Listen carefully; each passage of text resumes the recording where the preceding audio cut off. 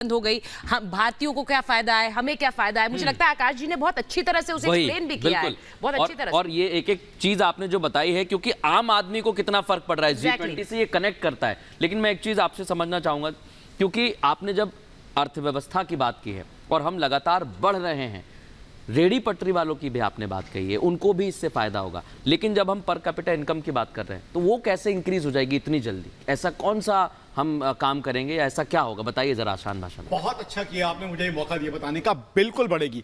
सबसे पहले बात आपने की रेडी पटरी और ढाबे वालों की। सबसे पहले जो मेरा भाई रेडी लगा के या ढाबा खोल के सामान बेच रहा है, आज अगर ऑर्डनरी हिंदुस्तानी उसके पास जाता है, शायद उसे कहता है कि 3 रोटी और दाल फ्राई दे दे। G20 के 3 महीने बाद वो ऑर्डनरी कस्टमर उसके पास जाएगा, बोलेगा भैया जो है मुझे बटर नान दो, साथ में मुझे जो है बढ़िया बढ़िया वाला जो है पनीर दो, और उसके बाद खीर भी खानी है। तो खुशहाली कैसे आएगी? क्योंकि जब FDI आएगी, इन्वेस्टमेंट होगी, मैन्युफैक्चरिंग होगी, जॉब जनरेशन होगी। जॉब जनरेशन आते ही क्या है? इंक्रीमेंट होगी। जिन लोगों की तनख्वाह नहीं बढ़ रही, उनकी तनख्वाह बढ़ेगी, तो लोगों की जेब में पैसा आएगा। अब लोगों की जेब में पैसा आएगा तो लोग क्या करेंगे? जाके खर्चा करेंगे। गांव में हमारा कोई भाई होगा, वो जाके बाइक लेगा, जिसके पास बाइक नहीं है। अब वो 75,000 की एक बाइक लेगा, उससे 5,000 लोगों को रोजगार मिलता है। बाइक का डीलर, बाइक का मैन्युफैक्चरर, बाइक का इंश्योरर, बाइक का बैंकर, उसके बाद उसका मिस्त्री, पेट्रोल पंप वाला, पूरी चेन जो है इससे इंपैक्ट हो जाएगी। पर कैपिटा इनकम, प्रति व्यक्ति की आय बढ़ाएगी। तो ये G20 आपके लिए है, चाहे आप गांव में बैठे हुए हैं, चाहे आप पहाड़ पे बैठे हुए हैं। G20 का मतलब है आपकी जेब में ज्यादा पैसा, आपके घर में खुशहाली। आपके लिए अगर घर पक्का नहीं है तो पक्का घर बन जाएगा। बेटे को अगर रोजगार नहीं मिल रहा तो रोजगार मिलेगा। 50% बढ़ा के रोटी, कपड़ा, मकान, हेल्थ, एजुकेशन, सब कुछ आपके लिए सुगम बन जाएगी। इंफ्रास्ट्रक्चर अच्छा होगा। G20 यानी लोगों के लिए G20। इस बात को उन्होंने बताया है कि आपकी कैसे इससे सैलरी बढ़ने वाली है या फिर उससे उस पर असर पड़ने वाला है, ये उन्होंने बताया बहुत अच्छी तरह से। बिल्कुल। और अब हम बताएंगे कि किस तरह से दिल्ली सजकर तैयार है, सुरक्षा के भी पुख्ता इंतजाम किए गए हैं, साथ ही साथ सड़कों पर जवानों की तैनाती की गई है। ऐसे में किसी थाने में जाकर शिकायत दर्ज करने में दिक्कतों का सामना करना पड़ रहा है, तो उसके लिए भी मोबाइल पुलिस स्टेशन की व्यवस्था की गई है। वो दिखाते हैं आपको।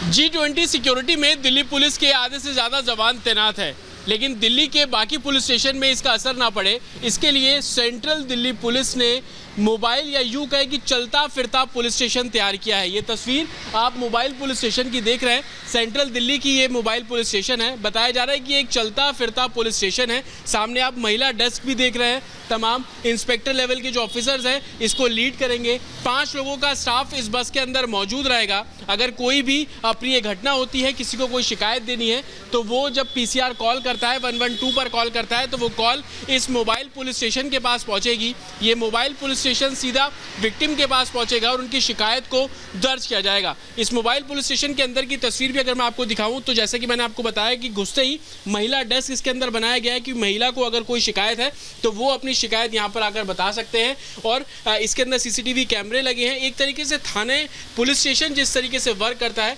ये मोबाइल पुलिस स्टेशन भी उसी तरीके से काम करेगा। काफ़ी स्पेस इसके अंदर है। अगर किसी भी स्पॉट पे जाकर कोई मीटिंग करनी है तो वो इस वैन के अंदर से की जा सकती है। CCTV कैमरे इसके अंदर लगाए गए हैं। सर, और क्या कुछ खासियत है इसमें? CCTV कैमरे हैं, मीटिंग आप लोग कर सकते हैं, इसके अलावा और क्या खासियत है? PA सिस्टम लगा हुआ है, डिस्प्ले सिस्टम लगा हुआ है। कोई पब्लिक अनाउंसमेंट करना है, कुछ डिस्प्ले इन्फॉर्मेशन करनी है, तो वो लगा हुआ है जी। तो ये मूव करती रहेगी अलग अलग लोकेशन पर, या किसी एक जगह पे जाके खड़ी हो जाएगी, PCR कॉल आने पर मूव करेगी? सर, नॉर्मली मूव करती रहती है जी। तो ये मूव करती रहेगी। और आप अंदर की तस्वीर देखेंगे तो आप यहाँ पर आएंगे तो आप मीटिंग कर सकते हैं। तमाम जो ज़रूरत के सामान है वो इस एक तरीके से कहें कि चलते फिरते पुलिस स्टेशन के अंदर मौजूद है।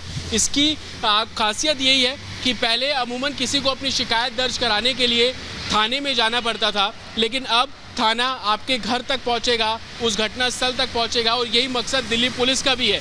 G20 को लेकर ये इसलिए भी अहम है क्योंकि G20 में तमाम जो सुरक्षाकर्मी लगे हुए हैं, उनकी कमी को पूरा करने की कोशिश इस चलते फिरते पुलिस स्टेशन के जरिए की जा रही है, ताकि थानों का पुलिस